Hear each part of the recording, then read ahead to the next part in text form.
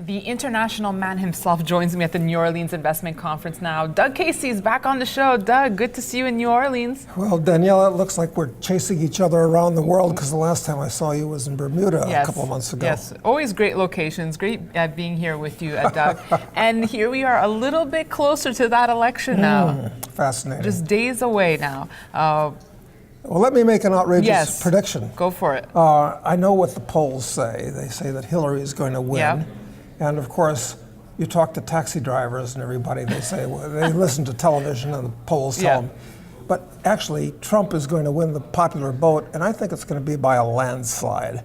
Now, whether he actually becomes the president is a different question, because I really think that the Democrats and Hillary are so dishonest, they could fix the election perhaps with subtle computer programs in the voting machines and such. But so you agree with Trump that it's a rigged system?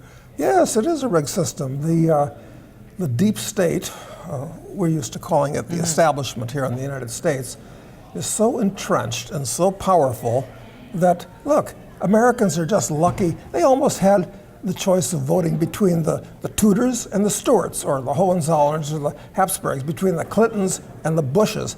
I mean, so the nomenclatura of these two corrupt parties put up some establishment figure, and you get to choose for Tweedledee or Tweedledum. You're just lucky you got Trump, who's something of an outsider. Now, one of his comments probably caused the greatest uproar. It came at the last debate when he said that he would contest the election results should Hillary win. Yeah. Were you offended by it? No, good for him.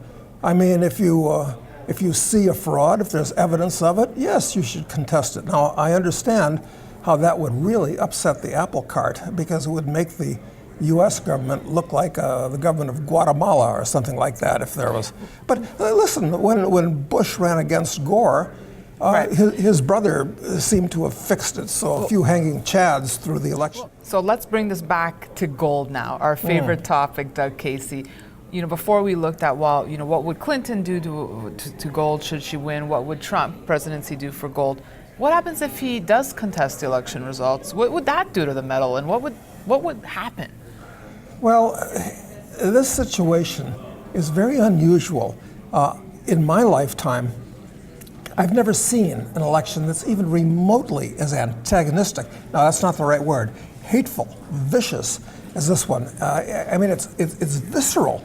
The way these people hate each other. You can't put up a They Trump. really do. They're not faking it. No, you feel it. You don't dare. You don't dare put up a Trump sign on your bumper because somebody's going to crash your car. You put one on your front lawn.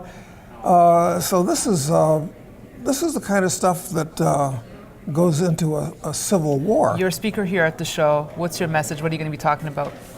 Well, I'm going to be talking about a few views on the election and why this is probably the most important election in American history since the Civil War, since the one that put Lincoln in office.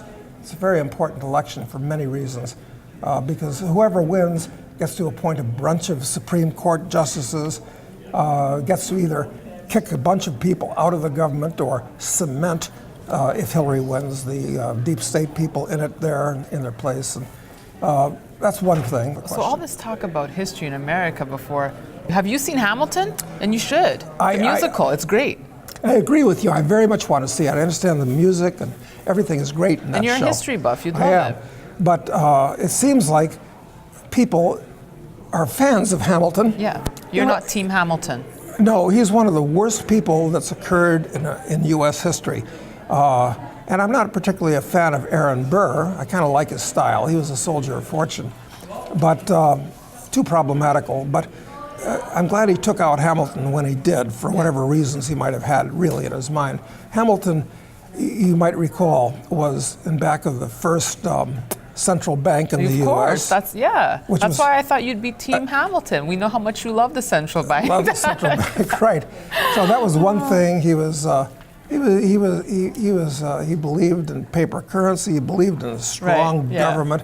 You need to see it. It's really good. Well, like I recommend it. No, I agree. I do want to see it very much. And I also encourage everyone to pick up a copy of your latest book. It just thank made bestsellers list on Amazon's Speculator. It did. It will be the first of perhaps 6, perhaps 7 books. And I do want to urge everybody to buy and read that book. I'm very proud of it. It's a story of an African revolution, the junior mining business, the giant stock fraud, and it's actually an intellectual version of Jack Reacher novels, put it that way. Yeah, well, like I said, I encourage everyone to get a copy. And next time we speak, we will know the victor of the most important presidential election in history, as you said. I think that's going to be in San Francisco. That will be in and we will know. Traveling road show continues. Exactly. We're going to take our show on the road. Doug, thanks so much for stopping by our booth. And thank you for watching our coverage here from the New Orleans Investment Conference. We'll have much more for you.